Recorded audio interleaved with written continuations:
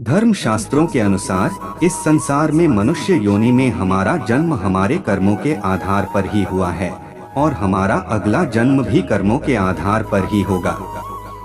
गरुड़ पुराण के अनुसार व्यक्ति के अच्छे या बुरे कर्मों के आधार पर उसका अगला जन्म होता है। मृत्यु को लेकर गीता में भगवान श्री कृष्ण कहते हैं कि जन्म और मृत्यु जीवन का ऐसा चक्र है जिससे हर किसी को गुजरना पड़ता है।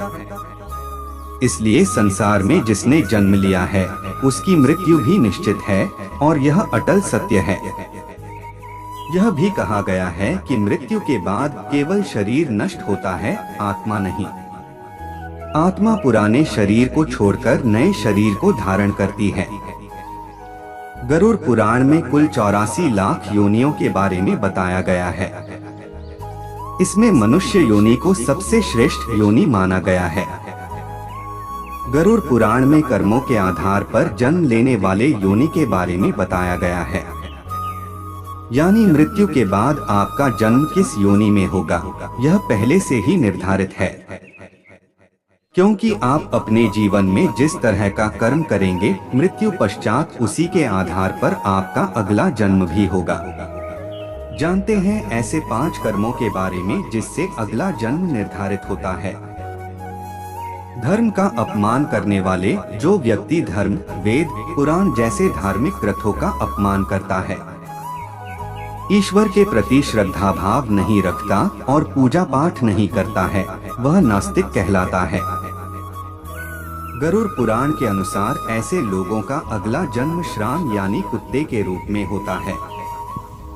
मित्र के साथ छल करने वाले, दुनिया में मित्रता का रिश्ता सबसे खूबसूरत होता है, लेकिन कुछ लोग मित्र के रूप में शत्रु बने रहते हैं। गरुड़ पुराण के अनुसार ऐसे लोग जो मित्रों के साथ शत्रु बनकर छल करते हैं उनका अगला जन्म गिद्ध के रूप में होता है।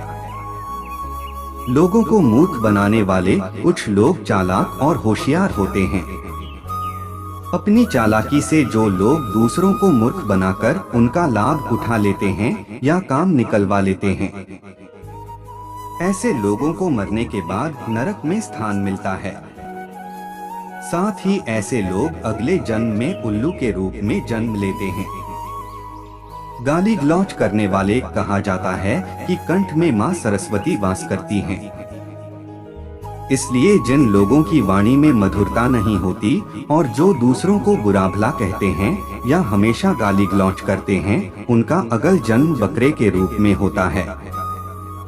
जो व्यक्ति अपने जीवन काल में भ्रूण हत्या करता है, गौ हत्या करता है या फिर किसी महिला की हत्या करता है, ऐसे कर्मों को गरुड़ पुराण में महापाप की संज्ञा दी गई है। ऐसे जातकों को अगला जन्म चांडाल की योनि में मिलता है।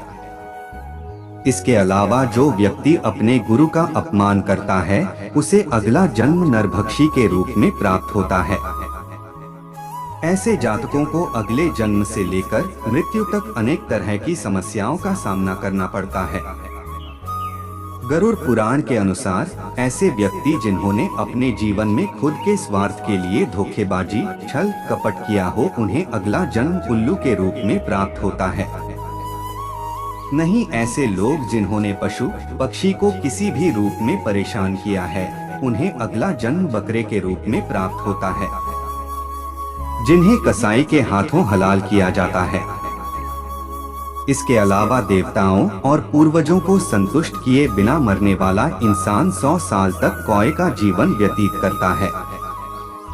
उसके बाद मुर्गा, फिर 1 महीने के लिए सांप की योनि में रहने के बाद उसके पापों का अंत होता है। तब जाकर वह मनुष्य के रूप में जन्म लेता है। साथ ही साथ जो मनुष्य स्त्रियों की चोरी करता है उसे अगले जन्म में तोते की योनि प्राप्त होती है। वहीं जो व्यक्ति किसी शस्त्र से किसी की जान लेता है उसे गधे की योनि में जन्म लेना पड़ता है।